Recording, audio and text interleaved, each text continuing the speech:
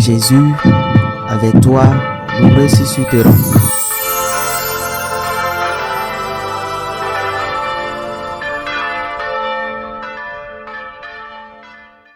En ce temps-là, la foule dit à Jésus, « Quel signe vas-tu accomplir pour que nous puissions le voir et te croire? Quelle œuvre vas-tu faire? Au désert, nos pères ont mangé la manne.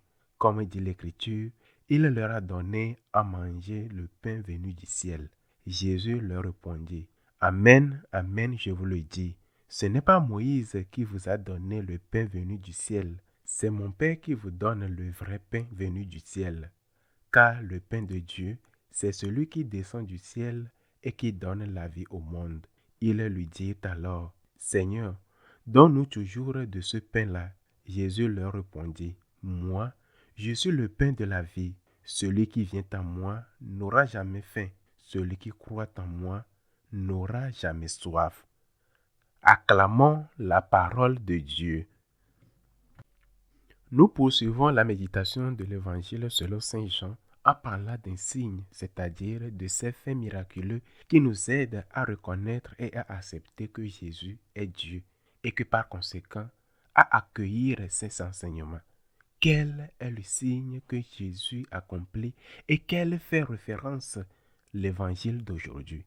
Il fait référence à l'Eucharistie. Oui, il s'agit de l'Eucharistie. C'est un miracle. Et c'en est un pour celui qui a la foi, car celui qui ne croit pas voit du pain et constate qu'après la consécration semble rester du pain et même du vin à ses yeux. Manque de foi. Et c'est vrai, mais pour celui qui croit, celui qui a la foi, c'est le plus grand miracle du monde. Le pain n'est plus le pain, de même que le vin n'est plus le vin. Le pain, c'est devenu le corps du Christ et le vin, le sang du Christ.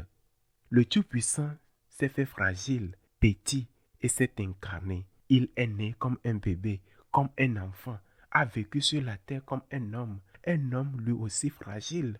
Il est mort dans la souffrance jusqu'à accepter l'horreur de la crucifixion.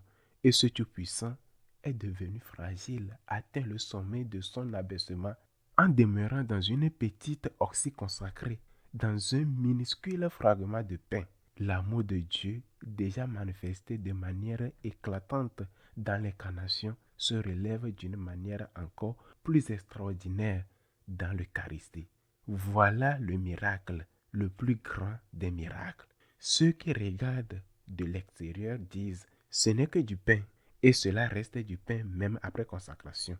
Manque de foi. Mais nous qui avons l'expérience de l'Eucharistie, nous pouvons dire, affirmer et avec certitude que ce pain après consacration, ce vin après consacration, ce n'est plus du pain, mais c'est le Christ présent, c'est le Christ lui-même, c'est le Christ qui s'est manifesté sous la forme du pain et du vin.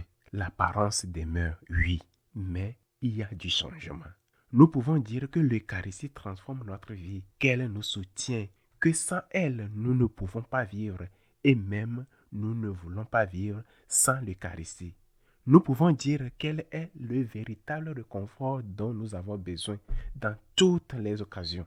Combien de fois en adorant le Seigneur dans l'Eucharistie ou dans la communion ou lorsque nous communions, nous avons senti nos forces renouvelées, notre lumière grandie et trouver la capacité de repartir pour continuer à lutter, à porter nos croix quotidiennes.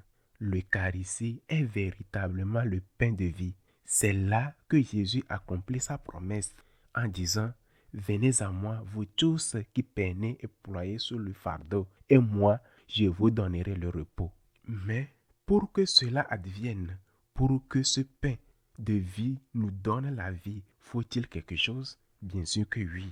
Il nous demande quelque chose, de communier avec lui. Communier en étant en action de grâce, en état de grâce. Tout le monde peut venir adorer le Christ, peut aller louer le Christ, mais communier, il faut être en état de grâce.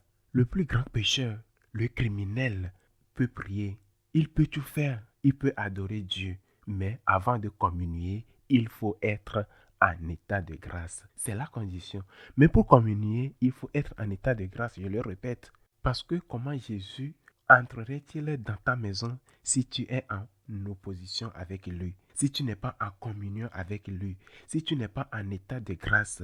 Comment le Seigneur accepterait-il d'y entrer chez toi si à travers ces autres enfants que tu as avec toi, tu les fais du mal, tu les massacres? Va d'abord te réconcilier avec tes frères que tu as blessés. Enlève l'offense que tu as faite, puis viens présenter ton offrande, puis viens communier. Viens communier après une confession sincère. L'Eucharistie est le pain de vie, et sans ce pain, nous ne pouvons ni nous voulons vivre. C'est le pain qui nous donne la vie. Mais pour communier, il faut être dans la grâce de Dieu. Il faut être en état de grâce. Cela demande de l'humilité. L'humilité pour reconnaître que nous sommes des pécheurs, pour demander pardon au Seigneur dans la confession et pour demander encore pardon si nous retombons. Mais la récompense est la vie éternelle. La récompense est le pain de la vie. Ainsi se conclut l'évangile d'aujourd'hui. Je suis le pain de la vie. Celui qui vient à moi n'aura plus jamais faim, et celui qui croit en moi n'aura plus jamais soif. Allons vers le pain de vie en état de grâce, après avoir demandé pardon pour nos péchés. Allons vers le pain de vie avec foi, en sachant et en croyant, l'ayant expérimenté ou même sans le sentir que le Seigneur est réellement présent. Lui, le Tout-Puissant, s'est fait infiniment petit, presque insignifiant, demeurant dans l'Eucharistie pour être le pain de notre vie, celui sans lequel nous ne pouvons ni nous voulons vivre. Qu'il soit ainsi.